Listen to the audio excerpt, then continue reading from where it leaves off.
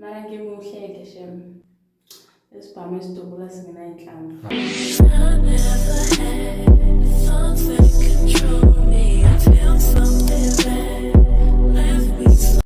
Hi guys, welcome back to my YouTube channel. I am Lucy M, and if you're new in this channel, please don't let me know without subscribing, commenting, and liking. And if you're a returning subscriber, so guys, I am doing my affordable skincare routine. I'm saying affordable because I've been living on budget, and I feel like guys, this is the perfect time for me to do like a whole skincare thing, because I don't know if you can tell, but my face is breaking out. Am I the only one my periods who breaks like out, like my face, then you get bloated? Okay, that is story for another day, but we are suffering for being a woman. So let's get to the video. Angifuni ukuqamba amanga bengithi nje ngizonifakela ingoma relaxing so therapeutic. But it's not who I am. Mina, I get paid to talk. I went to varsity and study so that I can talk and get paid for that. But again, to be honest, I use Ganya, and I was saying, please, Ganya, see me. It's a 3-in-1. It's a face wash, scrub, and a mask. But today sisebenzisa as a mask ukuthi nje ihlale kancane iyenze nomsebenzi kufanele iwenze. Egazini ama-lines ayanqamuka ngempela because angazi fanele ngithini, because niyangibona nga-apply i-mask ebusweni. Ngiyangibona leyo nto leyo-ke. Khona isound engifuna ukunifakela yona. Uyabona impela inkosi umufanelwa lezi zinto esiyifaka ebusweni ey'ngama-mask. Hayi ngeke usuke umuhle mntakama. That was just the proof ukuthi ngiyi-ghost.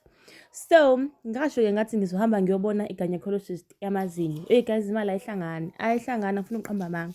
But again, that's the toothpaste that I use to brush my teeth. And then i-face mask ibisasihleli ebusweni because kumele ihlale isikhashana. Then after that, I rinse like my face with like warm or cold water. And then after that, into efani is that I don't like wipe my face. I just let my face dry out. Like but for now, this has an exfoliator, and I'm using a Dove as it's and then I have the exfoliating brush.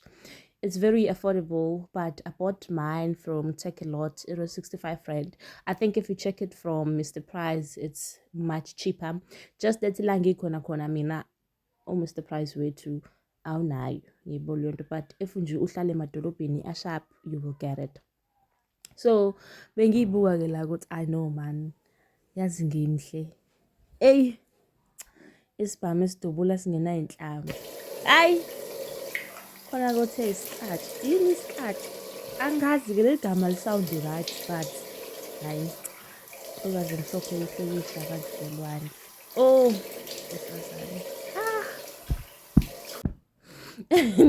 Bengimchazelile ukuthi ubuso angibusuli. So I was waiting for my face to dry up before I start like showering. And then ngavula shower. First things first, uyangazi ukuthi ngiyayithanda le brand. It's brandly. But ngiyayithanda scrub sabo shem. It smells so nice. And emzimbeni ngazi nje it loves your body. Ushelela kamnandi. Awukho omunye uplug enginawo. This is the best and this is my favorite. I know ukuthi I've used other scrubs before, but one thing for sure, I always go back. Uma kuthiwa umuntu uhlezi ebuyele ekhaya, nami kusekhaya kithi-ke laphaya. So I use that scrub. So ayinhle-ke kodwa imicondo yami shem. Camanga nje. Ngathi ngithi sizowanyathela amadimoni.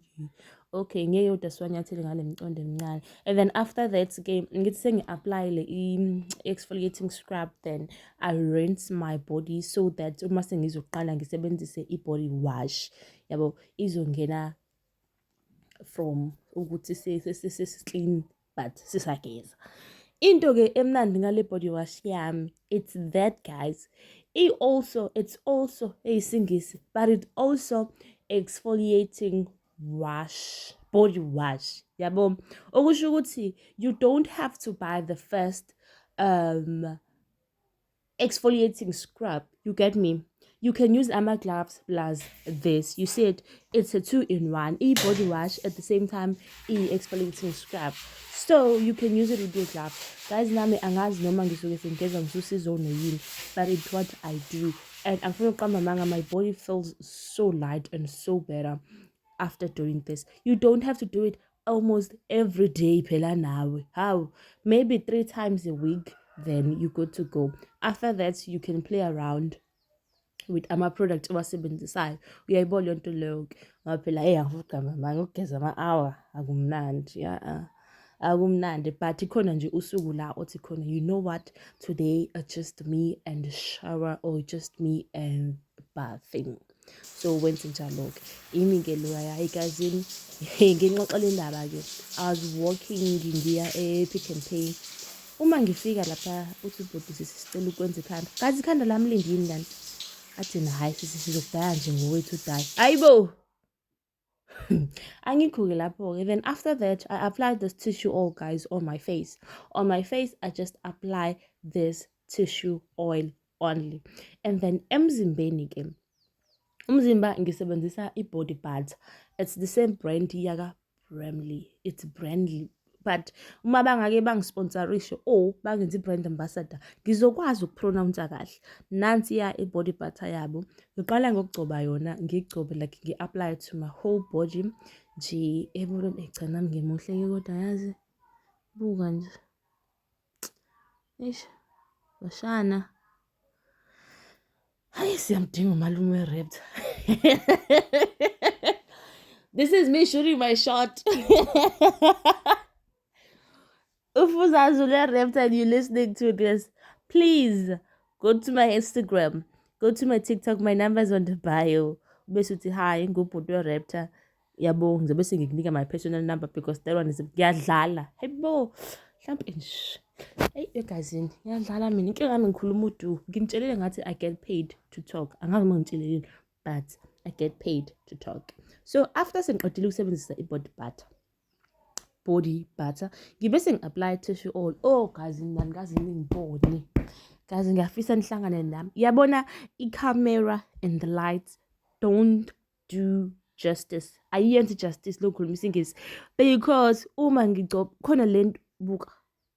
You see the change, that little bit change. Imagine seeing that live.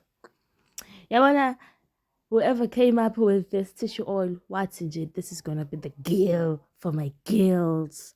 So yeah, guys, that was it. I really enjoyed Ugwenzanale voiceover, and I really enjoyed giving myself some time to bye guys. So I really hope, guys, you did enjoy watching my shower routine. And this is the updated version. Ngimtshelile ngathi the girl is living on a budget. So zonke lezi zinto lezi cishe ngathi uzoyithola lesa nanishani.